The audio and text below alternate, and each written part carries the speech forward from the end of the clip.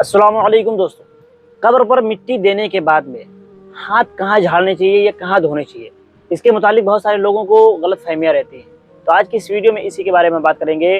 दोस्तों याद रखें, सबसे पहली बात, आजकल के मुआशरे में ये चीज़ बहुत ज़्यादा राय चल रही है, बहुत ज़्यादा ये चीज़ देखी जाती है कि जब हम मिट्टी देने जाते हैं, किसी के जनाजे में जाते हैं, तो अक्सर लोगों के दिलों में यही बात रहती है कि हम इनके जनाजे में जाएंगे तो इनके घर वाले हमारे जनाजे में आएंगे, हमारे यहाँ आएंगे। यानी ये बदले का व्यवहार चलता है।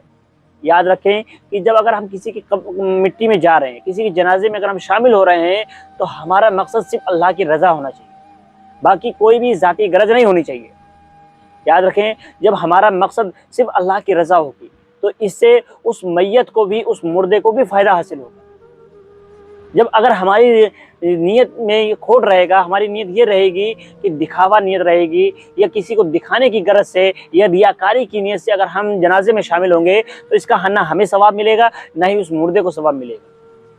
तो याद रखें, जब भी किसी के भी जनाजे में जाएं तो ये सोच कर जाएं कि अल्लाह का हुक्म है, रसूल सल्लल्लाहु अलैहि वसल्लम ने हुक्म दिया है कि जनाजों में शामिल हो, इस वजह से जा रहे हैं। तो याद रखें कि जब भी जनाजे में जाएं यही सोच कर जाएं। कभी भी ये चीज़ ना रखें कि अगर हम उसके जनाजे में नहीं जाएंगे तो उनके घर से हमारे यहाँ कोई नहीं आएगा। और आजकल तो बड़े अफसोस से कहना पड़ता है कि अक्सरियत यही चीज़ देखने को मिलती है।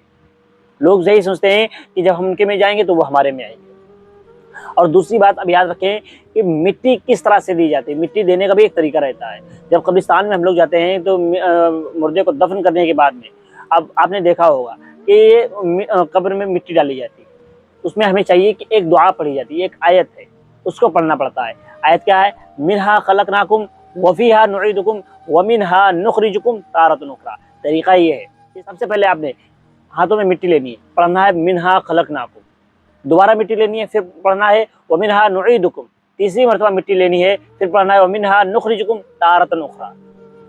इस तरह से आपने 3 मरतबा कब्र पर मिट्टी डालनी है। याद रखें, जब हम पहली मरतबा पढ़ते हैं ना मिनहा खलकनाकुम, इसमें अल्लाह ताला फरमाता है मैंने तुम्हें इसी मिट्टी से पैदा फरमाया है।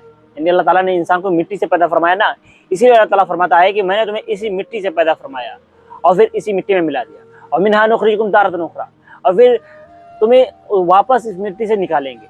यानी रोज़े क़यामत अल्लाह ताला हमें फिर कब्रों से निकालेगा, जिंदा करेगा। हमारा जिस्म तब तक सड़ जाएगा, गल जाएगा, हर चीज़ निस्तो नाबूद हो जाएगी, लेकिन अल्लाह हर चीज़ पर कादिर, वो हमें फिर इस मिट्टी से पैदा फरमा देगा। जो अल्लाह एक मरतबा पैदा कर सकता है, मौत दे सकता है, देता है, फिर दोबारा वो पैदा करेगा। तो ये हमारा ईमान है, हमारा अकीदा है, और होना भी चाहिए, हर मुसलमान का यही अकीदा है। और उसके बाद याद रखें, जब हम कब्र से मिट्टी देते हैं तो बहुत सारे लोग, अक्सर लोगों का ये होता है कि वहीं पर झाड़ने लगते हैं। जाहिर सी बात, आपने देखा होगा कब्रिस्तान में जब मिट्टी दी जाती है वहाँ पर हुजूम होता है, बहुत सारे लोग मौजूद होते हैं। इसलिए हमें चाहिए कि कभी भी आदाब का ख्याल रखते हुए, अब जाहिर सी बात है अगर आप वहीं पर हाथ झाड़ लेंगे तो इससे दूसरों पर मिट्टी जाने का अंदेशा है। इसलिए इस चीज़ का आदाब का ख्याल रखें, आप वहाँ से हट जाएँ। उसके बाद आप चाहें जहाँ पानी आपको मिल जाए वहाँ हाथ धो लें, बेहतर है। अब इसका ये ज़रूरी नहीं है कि आप कि वहीं पर झाड़ने लगे या पूछना है, या पूछ नहीं सकते या झाड़ नहीं सकते, ऐसा कुछ नहीं। हाँ, कब्र पर खड़े होकर वहीं पर करना इसलिए मना है क्योंकि वो आदाब है। अब जाहिर सी बात, आप अकेले वहाँ नहीं हैं, वहाँ पर हज़ारों, कभी 200 300, कभी 20 30 50 60 100 200 लोग होते हैं, आसपास मौजूद होते हैं। अब आप अगर हाथ झाड़ेंगे तो दूसरों को तकलीफ हो सकती है, इसलिए इस चीज़ को मना फरमाया गया, हाथ नहीं झाड़ने चाहिए। बल्कि बेहतर यह है कि आप वहाँ से पीछे हटें, उसके बाद में आपको जहाँ भी पानी मिल जाए वहाँ हाथ धो लें, अपने हाथों को धो लें, पैरों को धो लें, सिंपल सी बात।